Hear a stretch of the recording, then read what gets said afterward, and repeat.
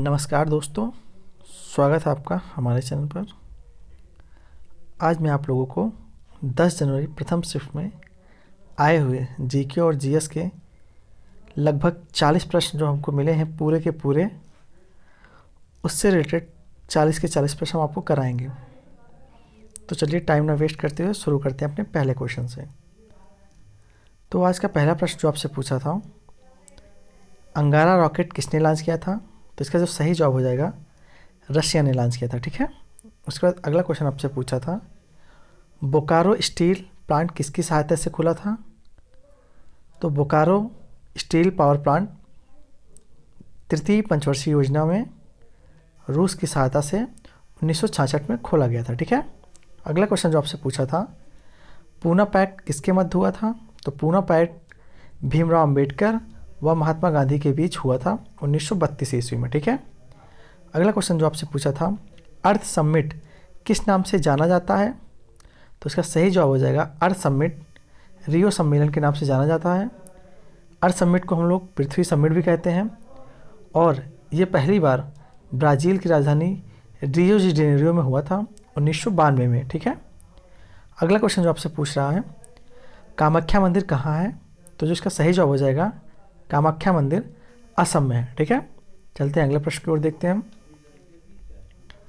अगला क्वेश्चन जो आपसे पूछा था, अंतर्राष्ट्रीय परमाणु ऊर्जा आयोग की स्थापना कब हुई थी? तो 29 जुलाई 1957 को अंतर्राष्ट्रीय परमाणु ऊर्जा आयोग की स्थापना हुई थी और इसका जो हेडक्वार्टर है ऑस्ट्रिया की राजधानी वियना में है। क्या पे? ऑस्ट्रिया की राजधानी वियना में। ठीक है। अगला क्वेश्चन आपसे पूछा था, ये भी सब रिपीटेड क्वेश्चन है, शिमला समझौता किसके किसके मध्य हुआ था? तो भारत के प्रधानमंत्री इंदिरा गांधी व पाकिस्तान के प्रधानमंत्री जुल्फ़िकार भुट्टो के बीच हुआ था। और कब हुआ था? बांग्लादेश जब आज़ाद हुआ था 1971, उसके बाद में हुआ था 1972 में। ठीक है। अगला क्वेश्चन जो आपसे पूछा जा रहा था, 2019 में गल्फ ऑफ थाईलैंड, जो थाईलैंड में जो चक्रवात आया था उसका नाम क्या था? तो उसका नाम था पाबुक। ठीक है। अगला क्वेश्चन जो आपसे पूछा गया था आज, कल्पक्कम परमाणु ऊर्जा संयंत्र में रिएक्टर का नाम क्या है? तो कल्पक्कम परमाणु जो ऊर्जा संयंत्र है ये तमिलनाडु में है और उसका नाम है क्या? कामिनी। ठीक है। अगला प्रश्न आपसे पूछा था, तानसेन कौन सा वाद्य यंत्र बजाते हैं? तो उसका सही जवाब हो जाएगा ध्रुपद। ठीक है। चलते हैं अगले प्रश्न की ओर। अगला प्रश्न जो आपसे पूछा था, 1944 में गांधी जी व जिन्ना के बीच जो वार्ता टूट गई थी तो कौन सी समिति बनी थी? तो इसका सही जवाब हो जाएगा सप्रू समिति बनी थी 1944 में महात्मा गांधी और जिन्ना के बीच में। ठीक है। अगला प्रश्न आपसे पूछा है, क्रोएशिया का सर्वोच्च नागरिक सम्मान 2019 में किसे मिला था? तो हमारे राष्ट्रपति जी रामनाथ कोविंद को मिला था। ठीक है। अगला प्रश्न जो आपसे पूछा था, भारतीय अंतरिक्ष अनुसंधान संगठन की स्थापना कब हुई थी? तो यह प्रश्न कल भी पूछा गया था। तो भारतीय अंतरिक्ष अनुसंधान संगठन की स्थापना 1962 में हुई थी। ठीक है। अगला प्रश्न जो आपसे पूछा था, चंद्रकांता पुस्तक के लेखक कौन है? तो देवकी नंदन खात्री जो हैं चंद्रकांता पुस्तक के लेखक हैं। ठीक है। आज का अगला प्रश्न जो पूछा था आपसे, भाषाओं की कॉमन लिपि क्या है? तो जो भारतीय लिपि है ये 9 भाषाओं की कॉमन लिपि है। ठीक है।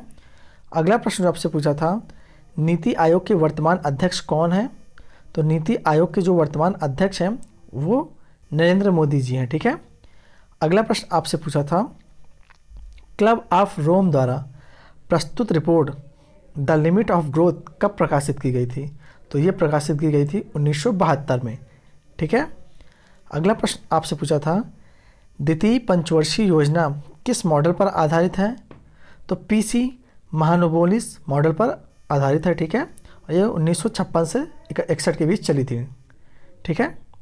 अगला प्रश्न जो आपसे पूछा था, उड़ान की फुल फॉर्म क्या है?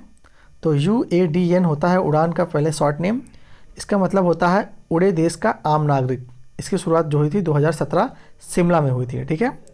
अगला प्रश्न जो आपसे पूछा गया था, पीली क्रांति किससे संबंधित है? तो पीली क्रांति जो है तिलहन व तेल उत्पादन फसलों से संबंधित है। ठीक है। चलते हैं अगले पेज पर। अगला प्रश्न आपसे क्या पूछा था देखते हैं। अगला प्रश्न आपसे पूछा था, किस फसल द्वारा नाइट्रोजन स्थिरीकरण में मिट्टी की उर्वरकता बढ़ जाती है? तो लेग्यूमन या फिर फली या क्रॉप कहते हैं उसे, ठीक है। अगला प्रश्न आपसे पूछा था, वर्ली कला किस राज्य से संबंधित है? तो वर्ली कला महाराष्ट्र की आदिवासियों द्वारा मनाई जाने वाली एक कला है, ठीक है। अगला प्रश्न आपसे पूछा था, न्यूयॉर्क के मेडिसन स्क्वायर गार्डन में कुश्ती लड़ने वाले प्रथम भारतीय पहलवान कौन थे? तो न्यूयॉर्क के मेडिसन स्क्वायर गार्डन में कुश्ती लड़ने वाले प्रथम भारतीय जो पहलवान थे वो बजरंग पुनिया थे, ठीक है। और इन्होंने 6 मई 2019 को ये कुश्ती लड़ी थी, ठीक है। अगला प्रश्न आपसे पूछा था, टिन व लेड किसका मिश्र धातु है? तो टिन व लेड जो होता है सोल्डर का एक मिश्र धातु है, ठीक है। अगला प्रश्न जो आपसे पूछा था, अवायवी श्वसन में पायरुवेट किस में बदल जाता है? तो लैक्टिक एसिड में बदल जाता है, ठीक है। अगला प्रश्न जो आपसे पूछा था, शरीर की सबसे बड़ी धमनी कौन सी है? तो महाधमनी है, ठीक है। और धमनी में आपको पता है कि शुद्ध रक्त फ्लो होती है, ठीक है।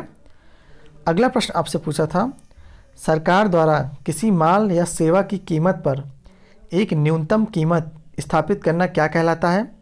तो उसे कहते हैं प्राइस फ्लोर कहते हैं। क्या कहते हैं? प्राइस फ्लोर, ठीक है। चलते हैं अगले प्रश्न की ओर। अगला प्रश्न जो आपसे पूछा था, कुल प्राप्तियों पर कुल व्यय की अधिकता को क्या कहा जाता है?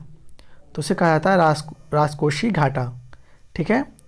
अगला प्रश्न आपसे पूछा था, जीभ में स्वाद रिसेप्टर को क्या कहा जाता है?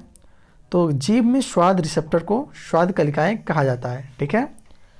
अगला प्रश्न जो आपसे पूछा था, स्थायी बंदोबस्त कृषि व्यवस्था कब शुरू की गई थी? तो 1793 में लॉर्ड कलिनवास द्वारा शुरू की गई थी, ठीक है। अगला प्रश्न जो आपसे पूछा था, अर्ध शुष्क व कम वर्षा में बोई जाने वाली फसल, अर्ध शुष्क व कम वर्षा में बोई जाने वाली फसल जो पशुओं के लिए चारा और हमारे लिए अनाज उत्पादित करता है। तो उसमें 4 ऑप्शन दिए थे, मक्का दिया था, गेहूँ दिया था, बाजरा दिया था, ज्वार दिया था। तो इसका सही जवाब हो जाएगा बाजरा हो जाएगा, ठीक है। अगला प्रश्न आपसे पूछा था, किडनी के अध्ययन को क्या कहा जाता है? तो किडनी के अध्ययन को नेफ्रोलॉजी कहा जाता है, ठीक है। चलते हैं अगले प्रश्न की ओर।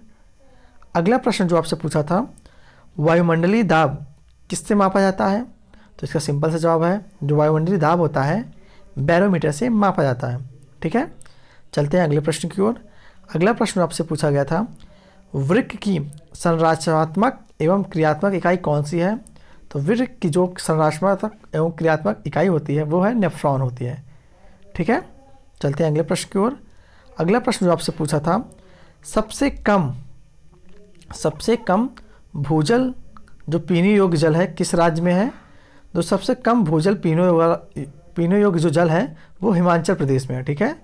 और सबसे ज़्यादा भूजल जो पीने योग्य है वो हरियाणा राज्य में। कहाँ पे है? हरियाणा राज्य में है, ठीक है। अगला प्रश्न जो आपसे पूछा गया था, इसमें से कौन सा असंगत आपको बताना है, ठीक है। 4 ऑप्शन दिया था, पीतल, चांदी, सोना, एल्युमिनियम दिया था। तो उसका जो पीतल हो जाएगा ये हमारी मिश्र धातु होती हैं, जबकि चांदी, सोना, एल्युमिनियम ये हमारी धातुएं होती हैं, ठीक है। चलते हैं अगले प्रश्न की ओर। अगला प्रश्न जो आपसे पूछा था, एक वेटलैंड एग्रीकल्चर की डिफिनीशन से पूछी थी। एक क्वेश्चन मतलब आपसे पूछा था कि वेटलैंड एग्रीकल्चर किसे कहते हैं, उसकी डिफिनीशन कुछ 4 ऑप्शन दिए थे, उसमें से आपसे पूछा था, ठीक है। और एक क्वेश्चन पूछा था, कंप्यूटर में डाटा किससे ट्रांसफ़र किया जाता है? तो जो कंप्यूटर में डाटा ट्रांसफ़र किया जाता है USB के द्वारा ट्रांसफ़र किया जाता है। और USB का जो फुल फॉर्म होता है यूनिवर्सल सीरियल बस होता है, ये फुल फॉर्म पूछा हुआ है, ठीक है। तो यहाँ से हमारे 40 प्रश्न कंप्लीट होते हैं। और ये 40 प्रश्न आपने कहीं नोट कर लीजिए, क्योंकि आगामी एग्ज़ाम में भी कहीं ना कहीं पूछे जा सकते हैं। तो अगर वीडियो आप लोग को अच्छा लगा हो तो वीडियो को लाइक करें तथा वीडियो को अपने दोस्तों में भी शेयर करें। तथा जो लोग हमारे व्हाट्सएप ग्रुप से नहीं जुड़े हैं तो यहाँ आपका नंबर शो हो रहा है, आप लोग हमें NTPC लिखकर मैसेज कर सकते हैं। वीडियो अच्छा लगा तो वीडियो को शेयर करें। धन्यवाद।